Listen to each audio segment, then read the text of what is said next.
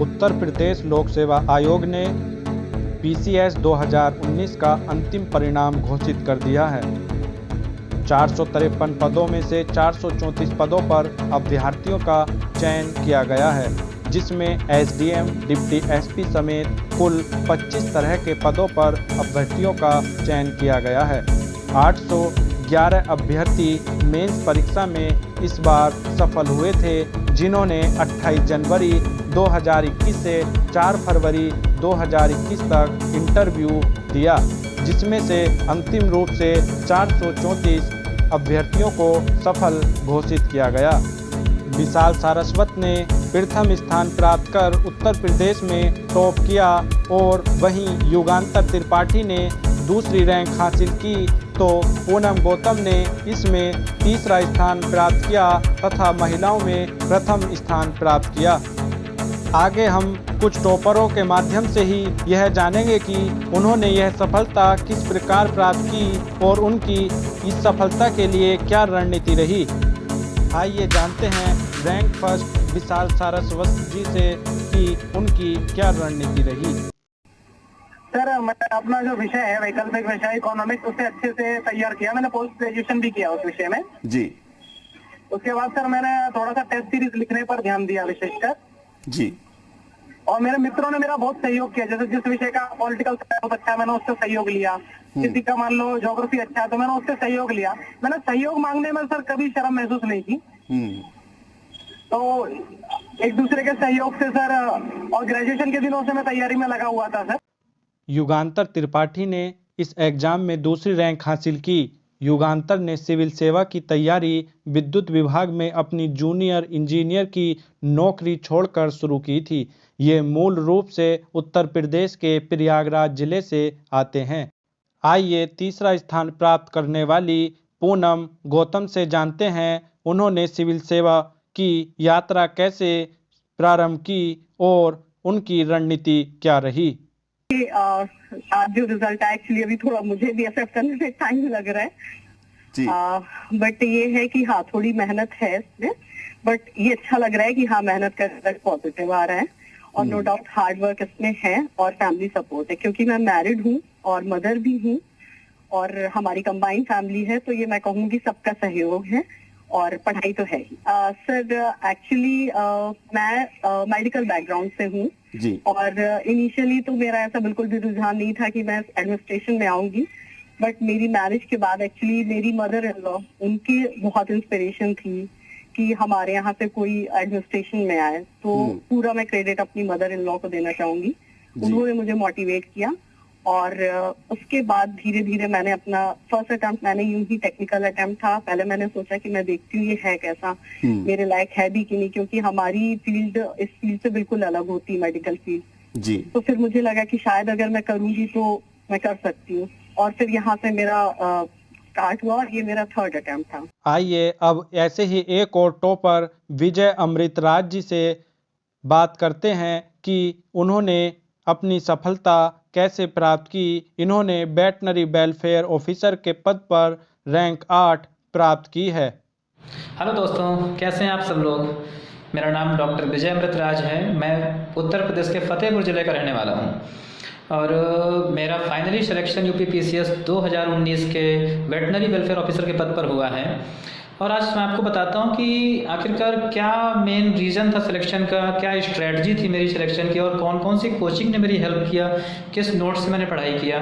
तो सबसे पहले टाइम मैनेजमेंट, जो बहुत ही ज़रूरी है कि आप किस एग्ज़ाम में कैसे टाइम प्रिपेयर कर रहे हैं, कैसे एग्ज़ाम में बैठ रहे हैं, उसके हिसाब से कौन सी कोचिंग आप अडॉप्ट करेंगे, कौन सा नोट्स आपको पढ़ना है, ये बहुत ज़रूरी है। तो जो सबसे पहला बैरियर है प्रीलिम्स।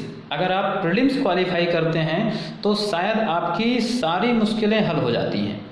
और प्रीलिम्स क्वालिफाई करने के लिए मैंने सिर्फ और सिर्फ जो प्रीवियस ईयर के क्वेश्चन पेपर हैं वही सॉल्व किए हैं, क्योंकि देखिए कोचिंग मंडी में बहुत सारी कोचिंग्स हैं और हर कोचिंग्स में मान लीजिए बहुत सारे टीचर्स हैं, सबका एक अलग अलग टैलेंट है।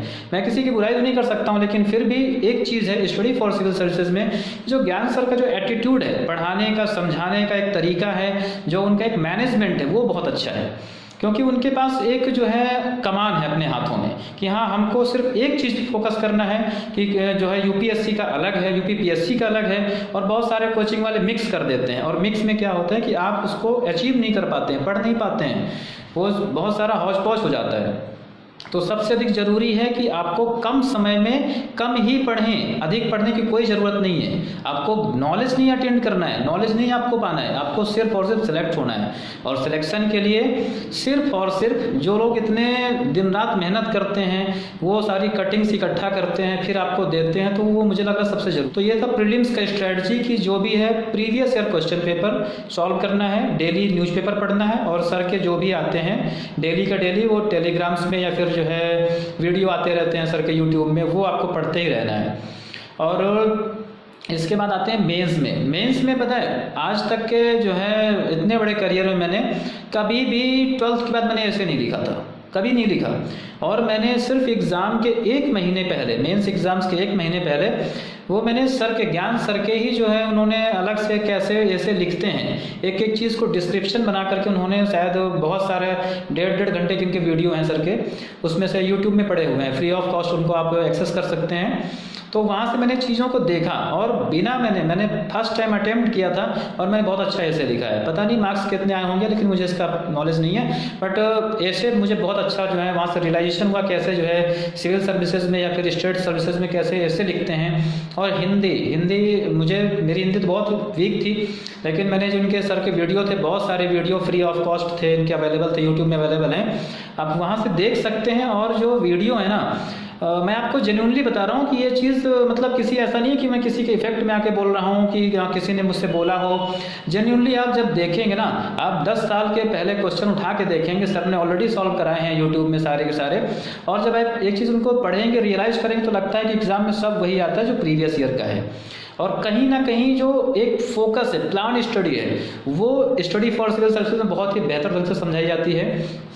और मेरा सबसे जो है ये बिल्कुल मैं कह सकता हूँ सबसे कि ये गर्व के साथ कह सकता हूँ कि अगर आप स्टडी फॉर सिविल सर्विसेज की हेल्प लेते हैं ना, तो आपको वो साइकिल की रेस छोड़ करके एक हेलीकॉप्टर या ट्रेन की रफ्तार दे सकता है, क्योंकि समय आपके पास बहुत ही कम है और उस कम समय में आप कितना अधिक आप लिख सकते हैं, ये सबसे अधिक ज़रूरी है। और सर की ऐसे भी जो है मेंस के लिए जो स्पेशल क्लासेस होती थी कि उसमें से कैसे क्वेश्चन आने वाले हैं, स्पेशली यूपी के क्वेश्चन, वो सर एक क्वेश्चन को डिस्क्राइब करते थे कि हाँ कौन सा क्वेश्चन इंपॉर्टेंट, कौन सा क्वेश्चन आने वाला है। तो GS first second third fourth में वो syllabus wise, topic wise, even कि हर एक टॉपिक का उन्होंने एनालिसिस करके डाला है कि आप वो कैसे पढ़ेंगे, कैसे उसको अटेंड करेंगे, और कैसे आंसर राइटिंग प्रैक्टिस सबसे अधिक जरूरी है। Answer writing, answer writing, answer writing. अगर आप आंसर राइटिंग करते हैं तो मुझे लग रहा है कि आपकी सारी समस्याओं का हल मेंस में हो जाता है। 2-3 महीने पहले से स्टार्ट कर दीजिए आंसर राइटिंग और दिन रात वही करते रहिए। और सिर्फ दुनिया में बहुत सारी कोचिंग्स हैं, मैं किसी का पर्सनली नाम नहीं चाहता हूँ, लेकिन but study for civil services का जो योगदान है यूपी के लिए, अदर के लिए तो मुझे नहीं पता है, बट जो यूपी पीसीएस के लिए है वो मुझे लग रहा है इससे बेहतर आपको कोई मार्गदर्शन नहीं कर सकता है। ये हर बच्चे पे एक अलग फोकस और इवन एक प्लान जो चीज़ है ना कि प्लान, आप प्लानिंग कैसे करते हैं, वो आपको प्लानिंग मिल जाती है। अगर आप बहुत धीरे चल रहे हैं तो उस बहुत धीमे को तो बहुत ही स्पीडली वो बैकअप कर सकते हैं चीज़ को। और इसके बाद जो है कि बहुत सारे टेलीग्राम में भी सर के 2-3 ग्रुप हैं, और इवन मैं तो जितना भी इनका फ्री रिसोर्सेज मैंने सब कुछ इस्तेमाल किया है। I am too much thankful to Gyan sir and study for civil services, जितनी भी इनकी टीम है उनको बहुत बहुत धन्यवाद देता हूँ।